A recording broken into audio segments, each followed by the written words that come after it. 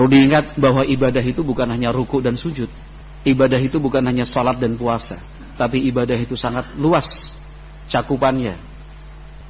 Ibadah itu beraneka ragam macamnya, yang kemudian diintisarikan dan didefinisikan oleh Syekhul Islam Ibnu Taimiyah rahimahullahu taala adalah ismun jami'un likulli ma yuhibbuhu Allah wa yardah minal aqwali wal af'al adh-dhahirati wal batinah.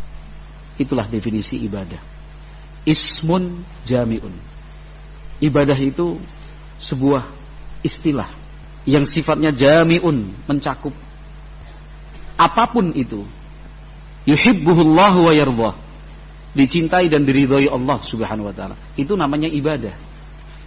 Apapun yang Allah cintai dan semua yang Allah ridhai, itulah yang disebut dengan ibadah. Apa saja bentuknya? Minal aqwali wal af'al. Bisa dalam bentuk lisan, kata-kata, ucapan, maupun juga perbuatan. Al-zahirati wal batinah, lahir batin, yang tersembunyi, tidak ada orang lain yang tahu, maupun yang kita lakukan banyak orang melihat dan mendengarnya. Asalkan itu dicintai dan diridhai Allah Azza wa Jalla, itu yang disebut dengan ibadah.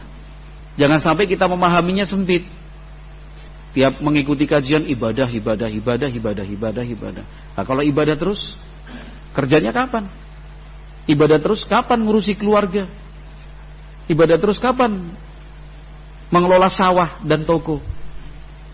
Itu akibat memahami ibadah sempit.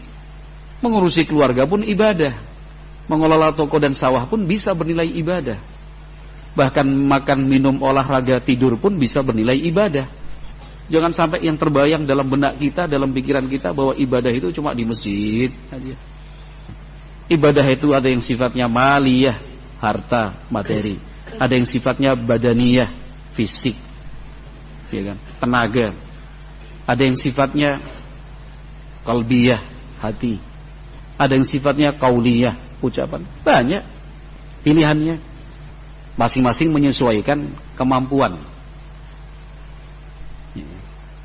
Tetapi yang paling terpenting adalah bagaimana kita berpikir untuk terus hidup dalam ibadah kepada Allah Subhanahu wa taala.